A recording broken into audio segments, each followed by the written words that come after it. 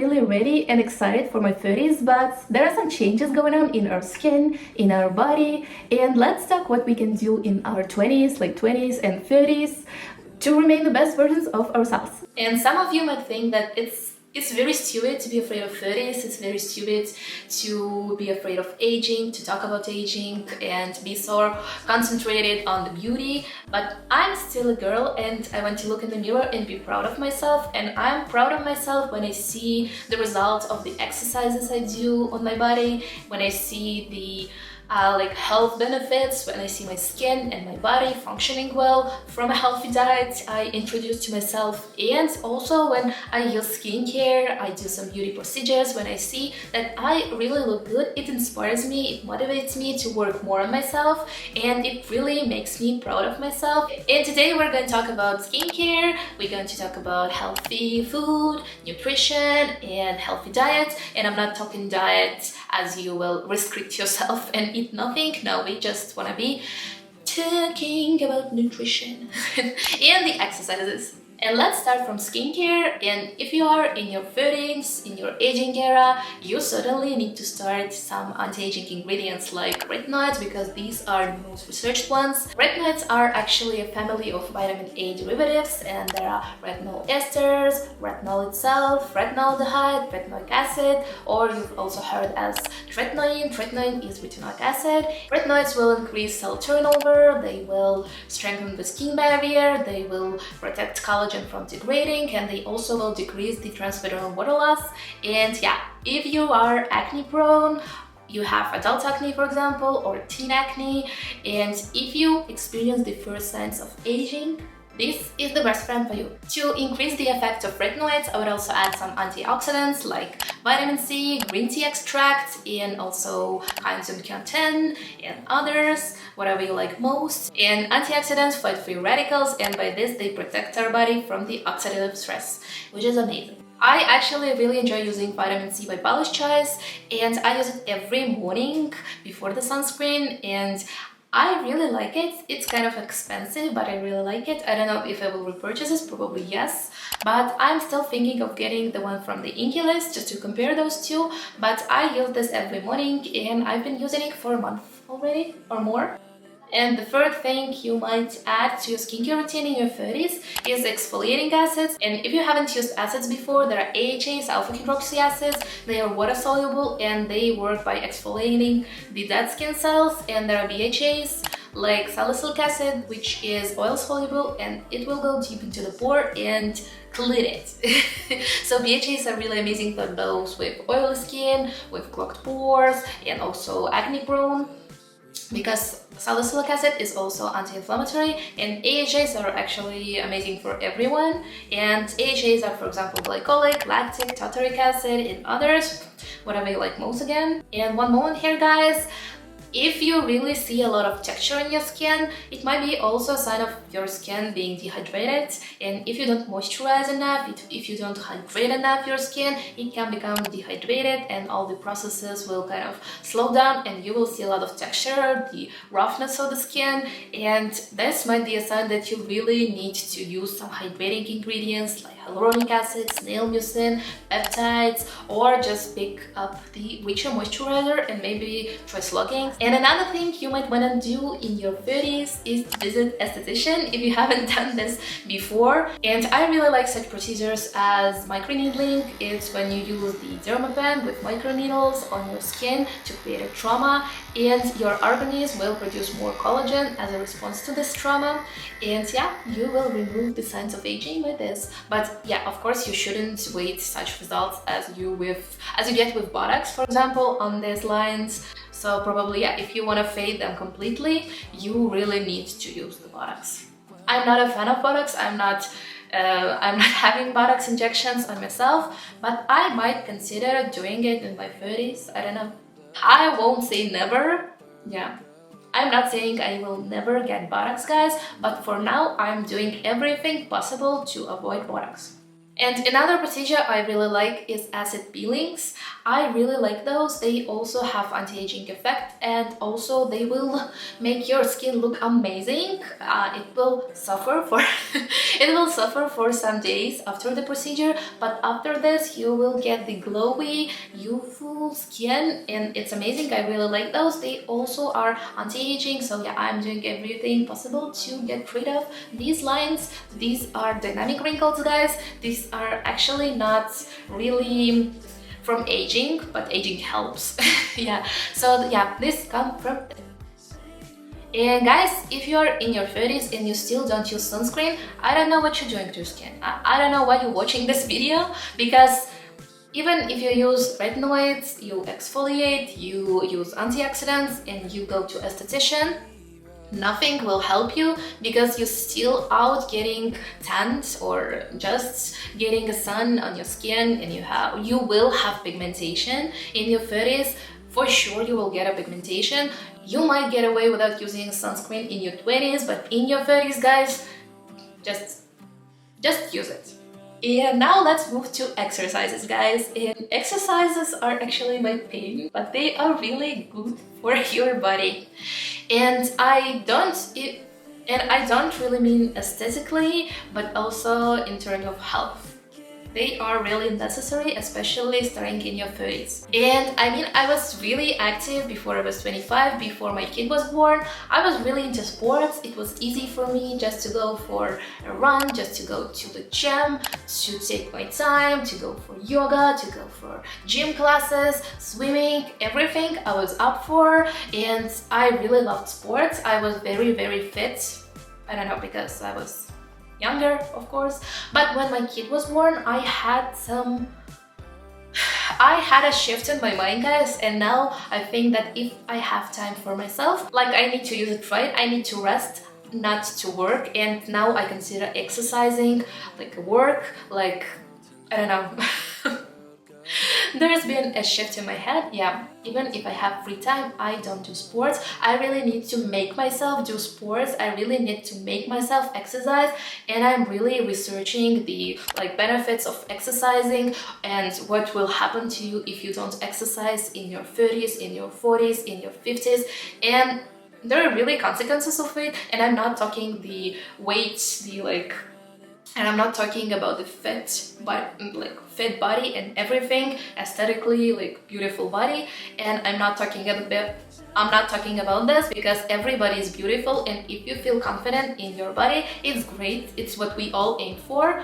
But I'm talking about health, because if you don't exercise, you might get injury, because with aging, your muscles become weaker and your bones lose the mass and everything. And I was reading, I was like, I need to exercise.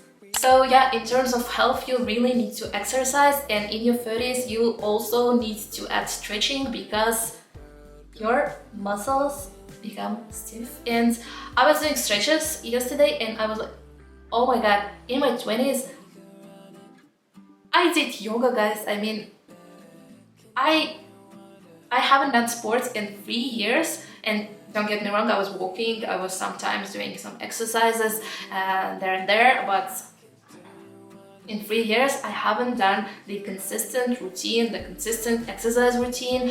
I haven't really stretched myself, and I become I don't know how to say it, and I'm really ashamed of myself right now. So you really need to exercise, not just to stay fit, guys, not just to be slim like a model. And yeah, you need to exercise just to be healthy, just to live a normal life, just to save your quality of life, and not to get trauma from walking. So for adults, it's recommended to have 150 minutes of moderate intensity exercises plus 2 days of strengthening activity. And yeah, it might seem a lot, but actually, if you think it, you might do 3 times 15 minutes trainings 3 times a week, or you can do 30-minute trainings 5 times a week, and you can kind of bring it with the strengthening exercises. Someday you can do high intensity exercises, and it will minimize the time you need, because yeah, 150 minutes of moderate intensity activities. So if you do high intensity activities, you need less time. And like high intensity training is considered to be, for example, running, and moderate activity is the brisk walking, and yeah, so yeah, you just can go for a walk. And let's move to nutrition now. And as I said before, all the processes in our body kind of slow down, so does the metabolism, but not as much as you think. And there was also a study which showed that our metabolism doesn't really slow down before our 60s, but why is it so much easier to gain weight in our 30s than in our 20s? Simply because we are eating like teenagers, but we are not moving. We are sitting behind the desk, we are watching Netflix in the evening, we love to rest, guys, and we don't do any physical activity now, so that is why. And what you can do in your 30s, besides the exercises, as we talked before, is to introduce a healthy eating habits. Mine is, for example, smoothies. I do healthy smoothies. I mean, not just putting berries and sugar and ice cream and no, this is not that. I'm doing smoothies with celery, with spinach, with some superfoods, antioxidants, and anything like this. I don't put sugar. I use a juice, but I want to move from juices to water or like milk. I mean, not milk, but cow milk with spinach. Well, but I'm lazy. I don't want to be in the kitchen for the whole day preparing healthy meals and be too obsessed with eating. It's not me. So I don't want to stress myself, and I'm slowly introducing healthy foods into my diet. And by diet, I mean I'm not restricting myself, I'm just talking about what I eat in a day, in a week.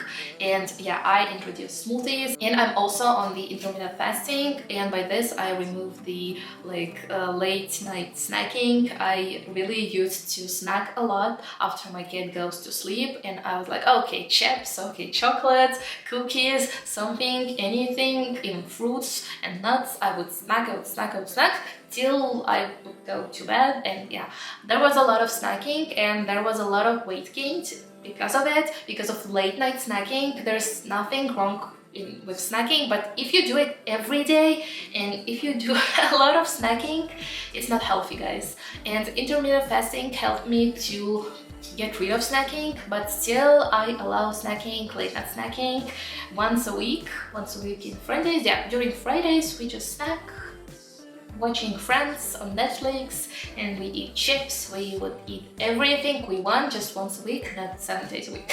And guys, I'm not saying that you need intermittent fasting. It's certainly not for everybody.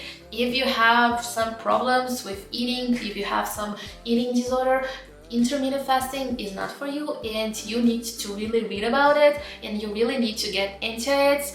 I mean, really to get into it, because it's serious and it's beneficial for our health, but still it might be bad for some. So I am not recommending you to intermittent fast.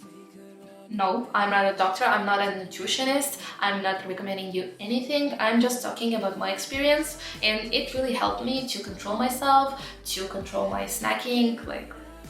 I think it all comes from stress. The snacking really comes from stress, guys. And as much as we won't want it, but our life really changes multiple ways. When we have a kid, we need to be an example for this kid. So we need to become the best versions of ourselves to show these kids how you need to live your life, how you need to eat, how you act, how you live your life. And he will watch you. You cannot say to your kid, you cannot go to McDonald's and at the same time eat McDonald's in front of him. You cannot do it. He will want your McDonald's, he will want your burger and your cola and everything. And if you're eating your salads, maybe he won't want the salads, maybe he would want the macaroni and cheese, and let him have his macaroni and cheese. But at the same time, you're eating your salads, you're eating healthy, you show your kids how you eat, and eventually he will eat what you eat. And that is also why I want to introduce as many healthy habits as I can now. So when we do this shift to the healthy food, always, it would be not as difficult for us. And don't get me wrong, it won't be like we are eating only healthy food and our toddler is only healthy food. No, we go to the bakery once a week and he gets his croissants. I get my chocolate croissant, and yeah, he doesn't know I'm eating chocolate croissant. He thinks we all eat the same, but he still gets his croissant, and I'm not so crazy about this. And he still gets his not very healthy food in the kindergarten, and that's life. In school, at school, he will also get his not so healthy food, but what I want is for him to get used to healthy food at home. So when he is full grown up, he will choose healthy food, not just the McDonald's. He will of course go to McDonald's every now and then like we do, but I really hope that he will choose the healthy food over the junk food and will live a healthy lifestyle, do the exercises, eat healthy and everything. And yeah, in our 30s, I think it's the time to pay more attention to skincare, to do more exercises, to eat more healthy and be the best version of yourself. And at the end of the day, it's still a choice you need to make, a choice to love yourself, a choice to eat healthily, a choice to exercise, a choice to do a skincare and look great. And yeah, I choose to love myself and do all the things. And what about you?